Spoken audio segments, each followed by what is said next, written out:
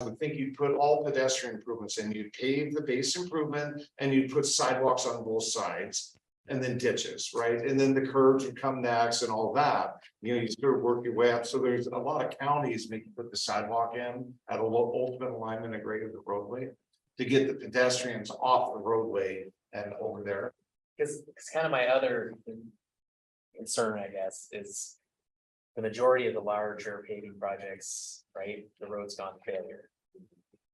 It's not strategic preservation at this point, right? It's basically capital. So do the damn sidewalks, curb and gutter. If it's chip seal, you know, and we're just trying to buy another 15 years out of the road or something like that, then yeah, like, I don't want you to have to try to finance that, but if it's gonna be, you know, you're gonna grind an inlay or you're gonna pave, and the road's at failure for our road rating, whatever, then I would be looking at a bigger project. Because I think then we'll be back here in 10 years doing another $500,000, $200,000 paving job. I guess I just think of like Park Street. We're gonna be back pavement. That's not a knock on the job. It was just truck traffic is still going down there. There's no curb and gutter. We're gonna erode, the roadway is gonna be deep. In 10 years, we're gonna have another $250,000 paving job for that little chunk of it. I don't know. And I don't think we will if we can keep the water away from the roadway. We need to move it away from the roadway and pipe it out of there, right? Yeah. And so if you can do that, you've succeeded. So we won't get any heavy rainstorms. I haven't driven it, you know, since we got done during a heavy rainstorm, specifically going out there. But if there's any ponding along the roadway that's getting up near the pavement, our storm drainage group needs to take care of that for any roadway wherever possible. Right, so I think that's a good, you know, best management practice. Yeah. Okay. I'm not opposed. I just. What about? So. With that, we can clear that too. What about for residential roads too? Is that?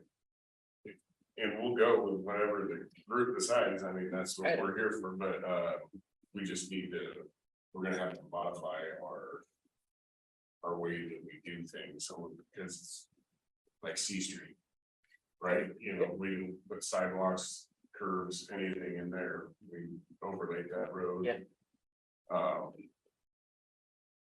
And there's little funding, Great outside funding for residential roads, right? Yeah, yeah, and you know, great benefit for the driver.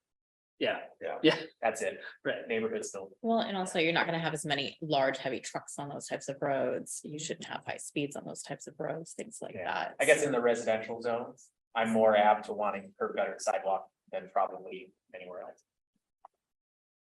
So, you know, so if we are gonna make those investments in the residential areas, then. You know, because that's what's gonna attract people to those areas, and. But I mean, this goes Yeah, back to why it's- we're sitting here right now, then we cut out the infill development lots from even doing that, but then we say we have to do it, but then.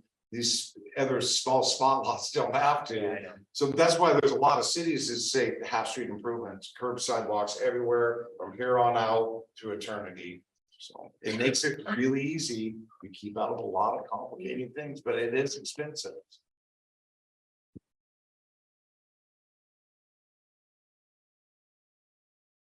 Yes. Mhm. After the big one for us, because we have. These projects that have these streets that are just outside the 5-year no cut, and utilities want to come in, take Cascade Natural Gas. Things like that want to come in and replace their stuff, and we have a road that is 70 or better on. The pavement index, and so this is our. First shot kind of attempt at looking at other cities and coming up with a plan on how we're gonna. Put our set of conditions on them if they want to dig into the road, how they're gonna improve it. If it exceeds 300 feet in length or significant potholing. With the paving condition better than 70, that they are going to restore the whole road back to that pavement index, which looks like it's going to be an overlay. Okay, when you say the whole road, The whole length of This is 300 feet or more, whatever their project is, plus 10 feet each way is what we got in here. It's like Local cascading streets, gas chip or seals. ED and people put stuff The underground. city, we could go do a water line project and we need to chip seal, if we're beyond 300 feet. You're chip sealing a local road or overlaying an arterial or collector. And if they're under that, we will accept the frontage improvement Mhm. in lieu of kind of fee. They'll be on the master fee schedule. We use that for critical routes, is that what that? Or. Correct, the frontage improvement fee in the municipal code for the sidewalks, it's a critical pedestrian route, and then it also talks about roadway paving and that sort of thing in there. So those funds will be going to those types of projects. And then we also have, for some of these larger projects that are still trying to get the road, they may not hit all the thresholds, the city engineer can maybe call saying. Since you're gonna prepare that, bring it up to.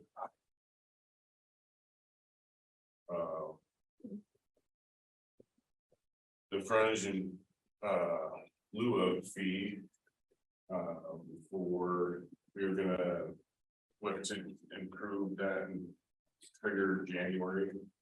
Well, when we update the fee schedule to do that, and else, or else we have to open the fee schedule and do that now. So we're gonna wait till January, when every year we update it anyway. I mean, do we expect any more big projects from Cascade Natural Gas or PUD or, Cascade's in town right now. Cascade is. but we could, but they're probably already permitted for that work, They're gonna be over 300 feet too. Yeah. but they're already permitted for that work already. We wouldn't. Some of it, not all of it. No. Phase 3 is permitted, phase 4 is still pending. I mean, if we're gonna do that much. We're doing that for it. I mean, but we're not doing the fee, we're telling you not to prepare it. though. Okay. We've already spoke to them about that they need to, the current code has to just keep the pavement condition the same, right? And so that's our current code. We wanted to set some actual metrics in there of what does the same mean? And so if the road has a pavement condition index of 50 or 30, right? Yeah, I mean, it's pretty gone. We should have already been on it. We should have been paving it, doing other things. 70 is a road that's probably 15 years old, might be 20 years old with not very much traffic on it, right? We felt that that street is in good enough shape, then you need to do something to it if you slice and dice it, so. Well, I But don't we have a had no standards to tell people what was the Right. problem, so that's what our goal was here. I don't have a problem adding that now, since, they're gonna be doing more projects down the road. I mean, what they're permitted for now, obviously, is too late, but. But if they, for phase 4 or whatever, might as well get it in there. And as we do our projects too, we will be chip sealing roadways or overlaying them. Yeah, it applies to both. Yep. Right. Where is Cascade Gas doing work right now? Basically, Everywhere, pretty much, Okay. for like a year now, haven't they? Maybe 2. And we did, They've been different areas. Yeah. we did have that, they overlaid that portion of, it was in the no cut. Yeah. But, and then they chip seal some other road stuff on, that's every town too. And I come back to this, or I'm doing the narration in my head, because the impact. Has already been bought and paid for, the improvement has already been bought and paid for, now you're gonna cut into it. Create an impact, you gotta pony up for your impact. You break it, you buy it. You're gonna degrade in public infrastructure, right? So you're gonna make it better. And especially Turner, when Yeah, we then you try and balance. talk to them ahead of time and give them full Sure. saying, hey, we're putting these roads in. Correct. Yeah. We communicate with some of the franchisees. Yeah. Right, and say, when we are working on a road, it's your turn to come in Yeah, and upgrade your utilities while that is opened up. Otherwise, you have at least 5 years where you're not touching that. So they wait 5 years and a day and the road's still in pretty darn good shape, Yeah. right? so, okay, so who pays for the utility relocation? They do. You know. We just That'll be haven't done do it. We're gonna move all your utilities and you pay for the cost. Okay, Yeah, I mean, it happened to us at the Coffee Creek Fish Culvert. We had one of our city water lines. Yeah, It exactly. wasn't our project, Wasn't our not project. an impact to us. Get it out of the way. But we had to move it for another person's project, and we had to pay 50 Gs to Yeah. move it. So, the 3,500 utility rate payers paid for a Yes, utility relocate to Berkshire Yeah. that had no impact or nothing to do with it. the benefits, yeah, exactly. But it, So it goes, yeah, I guess it goes. realistically, they're replacing aged infrastructure too, and they're taking the opportunity to do that while the ditches are open, Yeah. streets open. That's more realistic than some realignment. I mean, it'll happen. We'll realign a street and they'll have to realign their utilities at the same time, but. Western Gateway is a good example that they just went in and improved their infrastructure while the street was open. Yeah, we come to all our pre-construction meetings. There you go. So they are invited to the table and design and development of a project, whether they choose to pay attention and. You got contribute, that's- Sorry. And so one of the things I might have Aaron work on is where are our street plans for the next 5 years, 8 years, push them out a little. These are the local street overlays, chip seals, all that. Try to get a better job with Todd roads of where we're going next. We did park, we did front, we did railroad. We have a map for the next few years. But let's really get into that map and think about it a lot more, come up with the costs, look at our funding, look at the grant opportunities where we're getting assistance from the state. These are the collectors and that sort of thing. And really develop the program a little better and then be able to get that over to Cascade and say, hey, here's our map for the next 8 years or so. This is sort of in our horizon. So you guys, Cascade, Comcast, us, we need to get ready for these streets to be redone and give people a lot of time, right? Yeah, and instead of doing expensive trenchless and slip lining and pipe bursting, they can do it the cheaper and easier way. That's correct, As long as because that's- then we go and seal it. So that's the best world. But absent of all that, this policy still helps us. Okay, this is the infill development standard matrix. Kind of a flow chart and. It's good that you all look at this too, because. When me and Jay and a couple other people review it. It becomes really easy to us. We know what we're wanting to say here. So reading through it, we're like, okay, we can go through and follow it quite easy. But we want everyone to be able to just walk in and be like, yes, this makes exact sense. I'll be going, right? High expectation. That's right. Are sidewalks adjacent to any of the undeveloped parcels? Or are they on a critical route? Yes. You're constructing sidewalks along the parcel frontages to ultimate alignment and garage standards.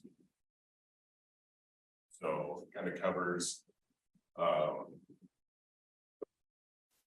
Like we said, sidewalks to nowhere, if there is none.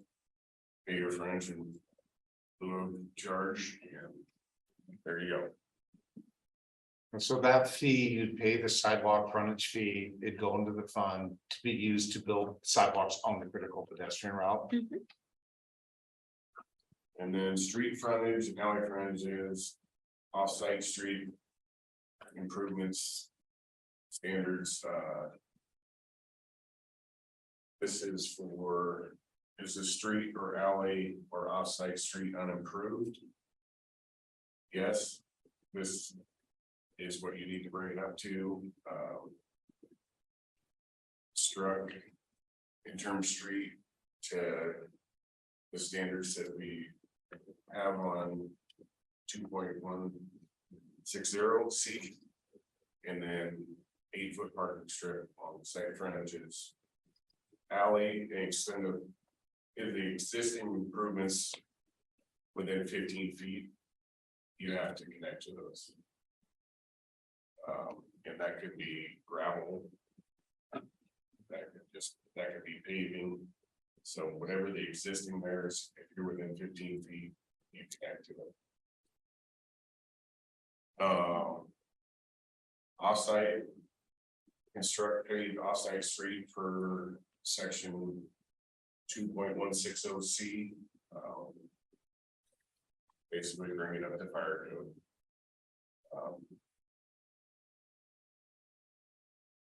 Good with those? Okay, so are the streets unimproved? No. Is the street, alley, or outside gravel 10% or less? Construct 20-foot wide gravel street to fire department, 8-foot paved parking along the site frontages. And then paved frontage charge. So what this is a gravel road in front of your house. Okay, it's 20 feet wide today, 18 feet wide, whatever it is. But you need to, and it's less than 10% slope. This comes from the fire code. If the street is steeper than 10%, they want it paved. Okay. Because their wheels start spinning and that sort of thing. So that's where the whole 10% slope thing comes from. It's fire code driven. You can leave it gravel, okay, in this instance, but you're paying a fee in lieu for the pavement that you would have put down, right? So we're trying to get everyone that's the same. If you're developing, these are for the small infill lots. These are less than 150 feet, right, of frontage that you're paying a pavement fee there. So pretty much everybody there's a quality. So you pay the pavement fee or you go pave the roadway, right? Or you're building a sidewalk or you're paying the sidewalk fee. So everybody is sort of impacted in a similar way. And is the street gravel and over 10%, and you have to pay because it's that fire did not go down that stop very well, and it's not paved over 10%. Alley frontage is the exact same. It's match what's over there if you're at 15 feet, and then.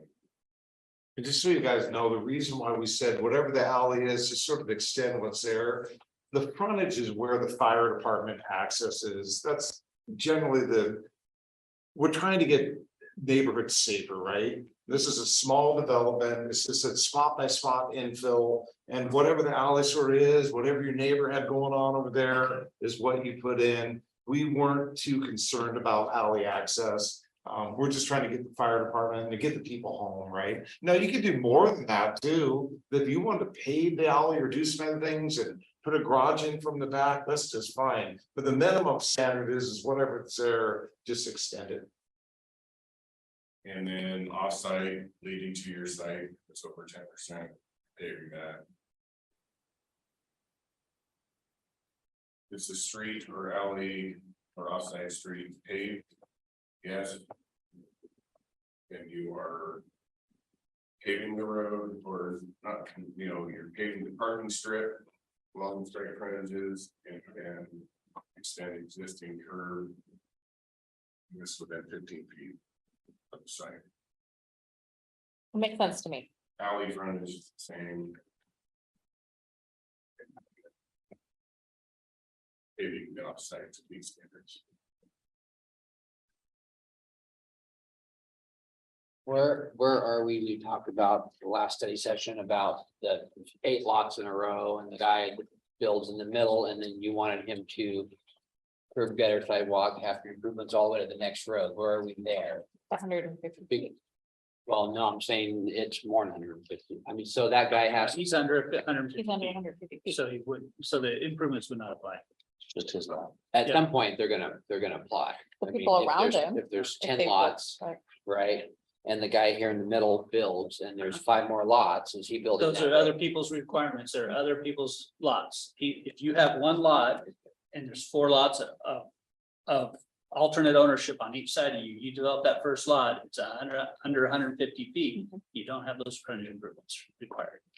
Now, if somebody owns 4 lots beside you, right, that's over 150 feet, they're putting in that frontage improvement, right? And then you build it in the From the middle, corner to the- you got it.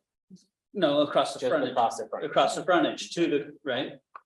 That's why the number makes it nice and easy. Okay, so that was We're the change, talking- the 150 we're feet was the talking change. about, like, capital. Well, if it's one owner that owns all 10 parcels and he's gonna develop all 10, he can recoup his money any way he can, but the guy who buys the lot in the middle cannot recoup his money. If he has to build 10 sidewalks, so I mentioned to Mark that we allow that property owner to have a latecomers agreement and charge the next guy.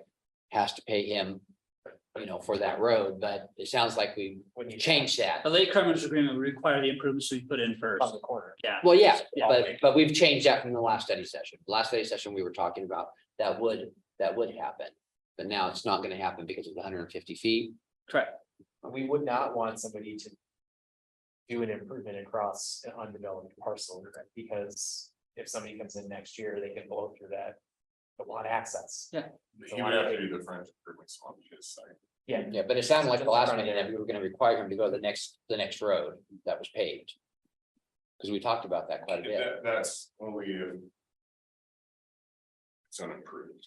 He would have to do a 20-foot access to his site. So if he bought let's say you inherited a lot in the middle of a block and there's nothing either way, right? Yes. And you build your house street improvement for the section, and then you go back, because this infill standards you don't meet that. But you go back to the prior page and you would have this interim offsite street standard would hit you. You need to build a 20-foot wide roadway all the way out so the fire department can get in to serve you. Now, what that means is it might not be economically feasible, right? Just like a sewer extension that's 1,000 feet away, right?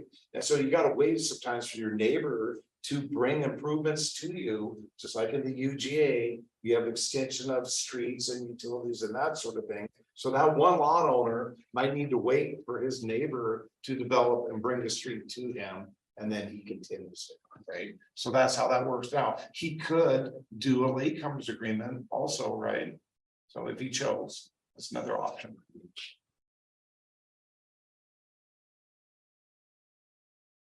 That all sounds fine. I'm still a little concerned about the house burning down and being rebuilt within a year or two. That they would have to come up with money out of their pocket to do that. But everything else sounds fine.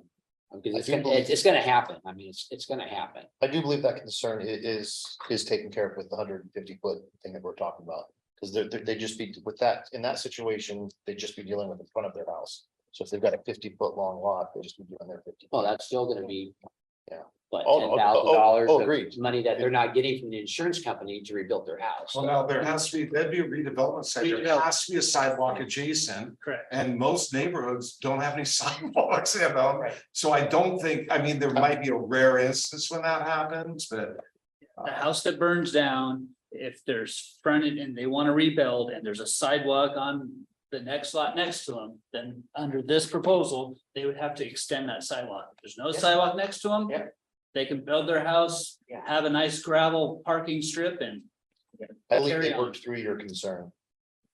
For the most yeah. part. And I am kind of thinking about this too, like. I mean, come on, how many of these are we talking about here that are gonna be popping up?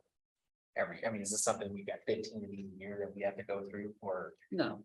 it's I mean, very if infrequent? you look at kind of some recent fires or maybe even Yeah. some code enforcement cases that might require abatement. Yeah. I mean, there's probably more now than there's going to be on a regular basis because of our lack of code enforcement, frankly. Yeah. And abatement processes, Right. but we're addressing that and we might have 5 or 6 of those in the next year or two. I would hope with a robust proactive code enforcement program, yes, those are severely diminished. Yeah. Some of the fires have occurred at places that frankly need code enforcement. Yeah. To occur, right? And so if we're proactively providing code enforcement, we may avoid some of these instances where we lose a house because of fire. And then we don't have any redevelopment projects coming down the pipe. Preventive maintenance for you there. Yeah. Yeah, it's not. They're out there, obviously, right? We've seen them over time, but.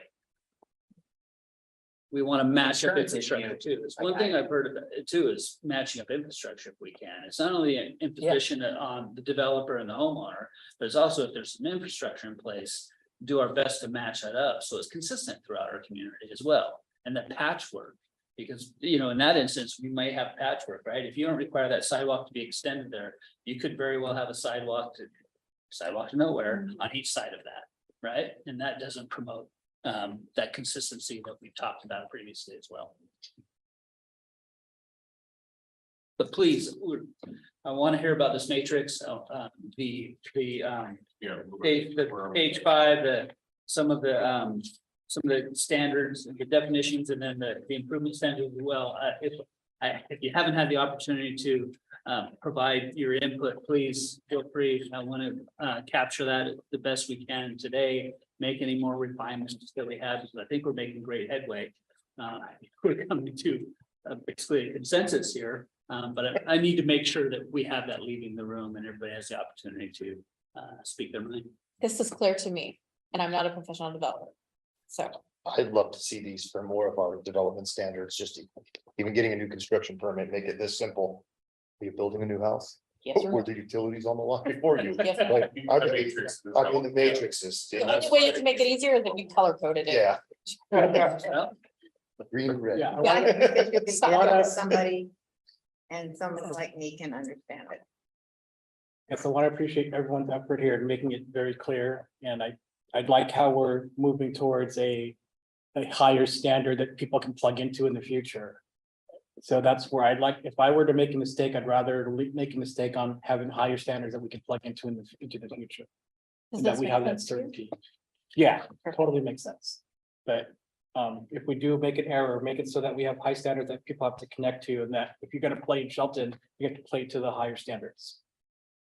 Cause I'm sick of patchwork. I want people to have certainty when they come here. When you come here to Shelton, we're gonna have high standards for standards of living and environment, you know? So here's what you need to do when you come to Shelton.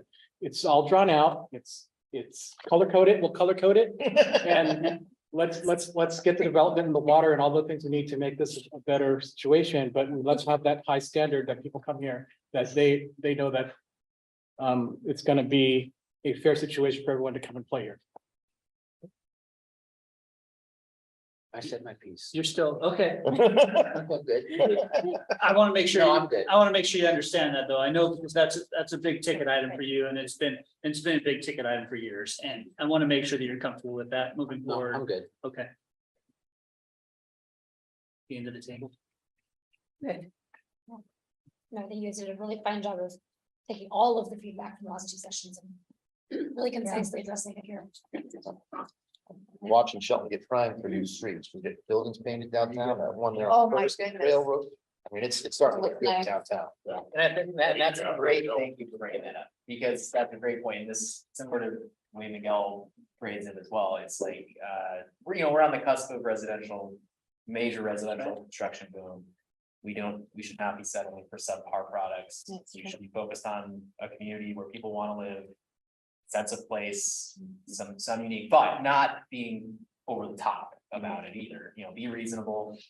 Come to the table with, rational solutions to this, and but don't just give it away, in my opinion, don't just let developer just dictate terms on everything. I know we want the rooftops, it's gonna happen, so let's have good standards in place that I agree.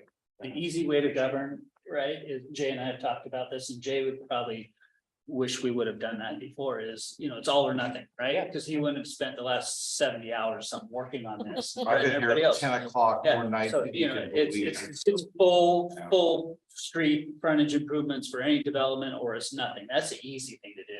That's not why we're here, right? We're here to find a happy medium. We're here to serve the existing community and our residents. And we're here to make sure that the new development that we have, the impacts are mitigated as much on our existing residents at the same time. And this isn't the easiest subject matter to do that. It's much more easy to do with a sewer line or water line or something like that. And let's be honest, the reason why it's not easy is because it's expensive. Yeah. Right? We get to go deeper, we It's get to not go wide. complicated in terms of the project, it's expensive, Yeah. right? It's an added expense. For the city Catch too, because if we For set the that city standard, Yep. we'd have projects that we wouldn't have done right now. But Yeah. because No. Yeah, we wouldn't have paid Rockdale. if we had- And what's the public Sidewalk. $3 million expectation? pay. What's the public expectation? Is the public expectation to have those urban facilities and urban infrastructure in place when they move into this community? Or are they gonna build it later? And then are they gonna see those urban improvements be completed by the city later? When you live on a gravel road for 20 years, you are probably coming back to the city on a constant basis, right? Asking for that gravel road to be paved. And if it isn't upfront at the time of development, we have a very difficult time doing that later. Never happens. Will never happen, right? Puget Street's been gravel for 100 years. Mhm. I remember 45 years of probably, Mhm. right? That's if that ever gets paved, curb gutter and sidewalks, nobody's got a front yard anymore on either side. Yeah. So August 15th, street standards are coming your way along with the administration chapter 1 of the design and construction standards. We're not doing any edits to storm, water or sewer in the manual. We're just doing streets and the admin chapter. So the first 2 chapters to get this behind us, get these standards in place. And so we can move forward. So at the 15th, we will be with you guys talking more about this. These were the heavy hitting items in those new standards. There's a lot of the smaller stuff that we'll go over with you at that meeting. Is there a public education kind of component to this too? Once we ratify this in August, we make these changes. How do you guys interface with the developing community to communicate these changes, other than just posting it on the website, Yeah, we have history in our permitting system, because what we've been running InterGov for what, year and a half now? Maybe Year. Only a year? Yes. Okay, I went over a little bit, but we do have all the different civil engineers and developers. We got a contact list. So at a minimum, we're going to provide the link to these new standards, and then we'll meet with them to go over some of the changes. Most of them are larger subdivisions that we're doing full street improvements. Our small developers aren't a large number, and we have contacts with them. Hopefully, people are pre-subbing their projects. They get more information at all times, but if we build the right matrix and build the right standards, these can be communicated across the front counter by a simple phone call. And I guess where I was going with that was just that, it's like continuing to push people to that pre-sub discussion, because Yes. at least from everything I've heard, it's the front counter moments where, that could maybe kind of possibly, and then they go and they sink money into it. My heart goes out to them, right? Because they get a good idea, they feel good about it, but they make a phone call or something, and then all of a sudden he's right. Yeah. Right? Oh, wait, It's like, yeah, right, yeah. So- We've heard it plenty of times, exactly. So as long as we can accommodate that and educate, and before they Yeah. plunk money down, or Yeah. before they go full hog, Please then, promote that. I have engineered flat roof plants that I can't build in a residential zone because we can't have flat roofs. Oh, wait, no, it's the CRV. So I can't build them wherever I was. And that was my fault. I didn't piece them. Well, and basically master builders is another Yes, resource absolutely for right. us to reach out for sure. But I think for me, the only thing is like, again, continuing to compare this to our other building codes, et cetera, so we don't run into down the line, well, here it says this and here it says that, Yep. even like frontage. Yeah, That absolutely right. conversation we have tonight, and I appreciate you guys continuing to work through and refining some of those, so we can have more clarity and predictability into that process. I want to touch base on the pre-sub too, real quick. When we don't have adequate staffing, it's more and more important that people take advantage of those resources, not rely upon a planner or a building official or a superintendent or a city manager to give them code compliance on development projects, right? We can't capture the entire project over the counter. We can't capture it over the phone. We can't capture it in Safeway. a Google map. Not Exactly. it. Yes, exactly right. So we need to have that project in front of us. We need to be able to digest that project, analyze it, provide feedback to them in a clear and concise manner so they can make the best decisions in their pro forma moving forward. And that's really important. But our decision is only based on what you hand us, right? And so the quality of materials needs to increase some, because we're having a difficult time with some of the things we're getting that we can't answer a lot of questions. Because there's not enough information on those pre-subs. Well, the pre-sub stops it from them not asking us the right questions. Times have changed. My stepdad tells me where he built a house here in town. And it's still standing, by the way, that he drew by hand. Yeah. They have changed. Yeah, you have checks, yeah. Yeah, absolutely right. And even more so than we utilize the process we have available. So somebody that may want to do that can find out what the requirements are in that instance, or, I mean, because you can still draw your homes plans, you really can. You can take them to an engineer and have them engineered and be done fairly, you know, it's not out of the question if you have some skill. So you can still build your own house as well. There's some hoops to jump through. It's a little more difficult than it used to be, but that can be done. We can assist people in meeting their goals. Most of mine suck really bad.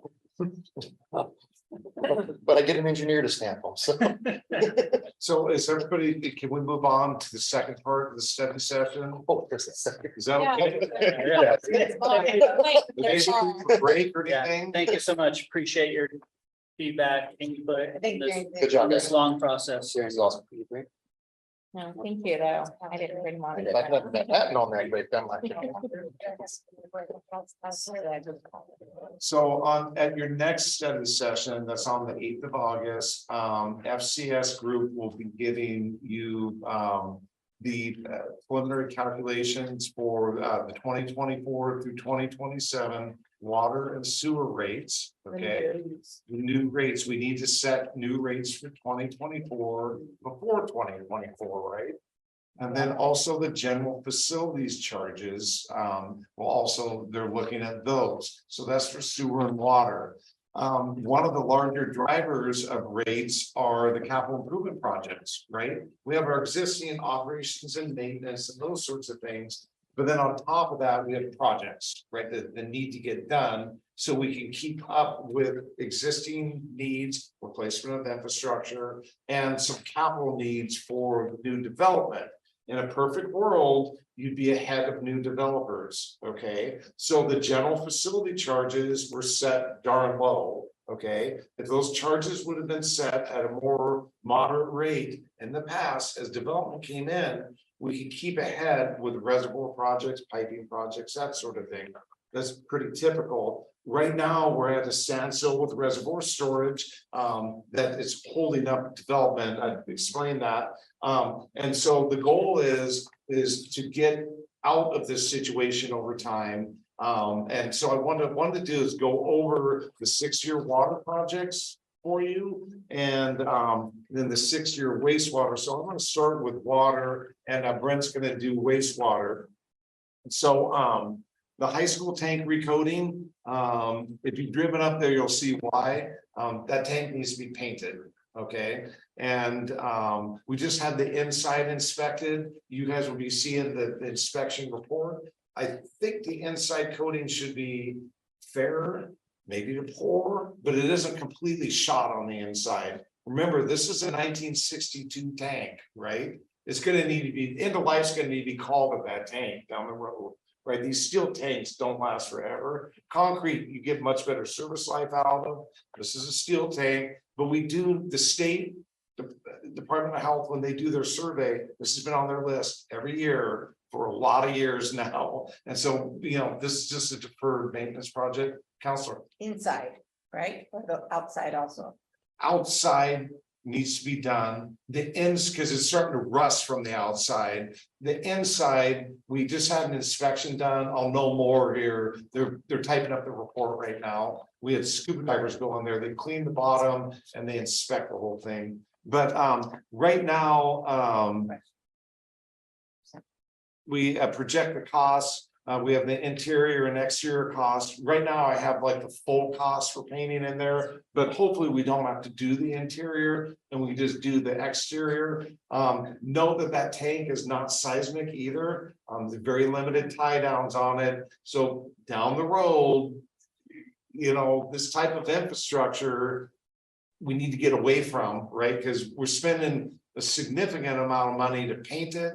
And then the painting interval increases with the age of, it's like your house that keeps peeling more and more and more. We're painting it more often. So eventually, you know, these older tanks need to come offline. And so this is one of the VHC consultants is assisting us in the reservoir evaluation of the whole system. is this really what we should be doing here? Or should we be building one big larger reservoir somewhere else? Throw in some ideas. Because of the deferred maintenance and replacement costs of some of these older reservoirs, the lack of seismicity of them, it might be important to change the way our current comprehensive water plan is and get away from a lot of little smaller tanks and maybe put in some bigger tanks. So anyways, this project is out there a little ways, right? It isn't anything immediate. I have a question about that. Yes, And I love artwork and all sorts of cool things around town. You see in other cities, these water tanks with businesses that paint their business on the tank, and then they pay a monthly charge back to the city or whoever to have that. Is there a possibility? I know that that's like an artsy type of thing, but would that be a possibility? It wouldn't, help our finances any, but I'm just thinking, make the tanks look. I mean, it's potential, but one, I mean, what's the content of the display, right? How do you control that? What business, what have you do that? And then a lot of our tanks are pretty hidden, to be honest Yeah, I with was you, thinking that. right? There are wooded areas are hard to In like, residential zones. yeah, like that high school tank. It's off in the bushes over there. It's a little hard to see. So I like the idea. We have right now, it does have the city logo on it. I don't know if you've been up there in a long time. I mean, I sort of like the city's logo on it. Most people, when they repaint tanks, they keep the logos off of it. But I think something like that'd be a good idea. When we do a tank project, we'll check into that more though, as we repaint them. I know there's a concern what would be on, but we would make the decision what would be on the tank. Just like the wraps on the boxes, we Yes. make. I would caution though, if you are selling advertising. Yep. There's a financial benefit to that advertising, right? So. Right. It would not, it would have to make sense to the city and to Yeah. our constituency, right? And it has, at the same time, has to be appealing. I mean, you see that big tank that's up on the hill, up by the South Puget Sound Community College on the other. Yeah, side. that's to blend it artistic. It's got trees painted on it. Yeah, That's not it necessarily just- advertising. So that's an No, added that- cost to make that more Right. appealing visually. Absolutely. It looks really cool. Anyway, So the next project is Upper Angleside Pressure Zone improvements. This is how we start navigating our way to allow Coffee Creek, Bayview Estates, other developments. We did get a $1.8 million legislative grant, which will go a ways to that $3.4 million project. We actually have a meeting tomorrow with PHC consultants to talk about their pre-design report that council approved. And so we'll have some really good information this week on the costs and sort of step A to step C to get that pressure zone with proper reservoir storage. The well one, the high school tank project, that's underway. The design's probably at 70–80%. We just sent a bunch of comments back to the consultant, and that was some grant funds of about $2 million. And so that's already been budgeted funds by council. We hope to have the out to bid early fall this year and start construction, hopefully in sometime around March, and be done before summer heat and summer high water use season. At the same time, we're looking at working on the well one site and in with the well one, the high school